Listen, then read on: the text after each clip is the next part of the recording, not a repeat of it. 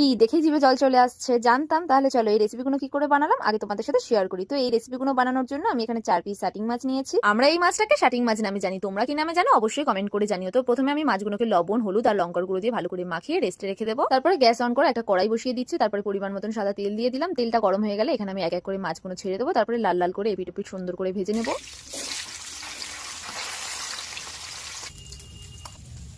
তারপর ওই তেল থেকে বেশ কিছুটা তেল তুলে নিয়ে খুব সামান্য তেলে প্রথমে দিয়ে দেবো গ্রেট করা রসুন, দিয়ে দেবো পেঁয়াজ, ক্যাপসিকাম, টমেটো দিয়ে খুব ভালো করে ফ্রাই করে নেব। এরপর দিয়ে দেবো পরিমাণ মতন লবণ, দিয়ে হালকা নাড়াচাড়া করে নেওয়ার পরে দিয়ে দেবো tomato sauce, red chilli sauce, দিয়ে আরেকটু ফ্রাই করে নেওয়ার পর দিয়ে দেবো আগে থেকে ভেজে রাখা মাছটা, দিয়ে হালকা এপিটোপিট করে নিলে ব্যাস রেডি আমাদের এই নতুন রেসিপিটা। তারপরে প্লেটে সুন্দর করে স্যালাড দিয়ে সাজিয়ে নিয়েছি, আর সাথে বানিয়েছিলাম গ্রিন চাটনি। আর আমি এই রেসিপিটার নাম দিয়েছি প্যান ফ্রাইড ফিশ। আর এই মাছ ভাজাটা আমি ছোটোর জন্য রেখেছিলাম, ও বলেছিল যে ও মাছ ভাজা খাবে, আর কাসুন্দি দিয়ে তো মাছ ভাজা খেতে বেশ ভালোই লাগে। তারপরে আমরা দুই বোন মিলে এখানে টেস্ট করতে বসে পড়ি, আর সত্যি কথা বলতে এই নতুন রেসিপিটা এতটা ভালো হবে এটা আশা করিনি। তো চলো আজকে এইটুকুই।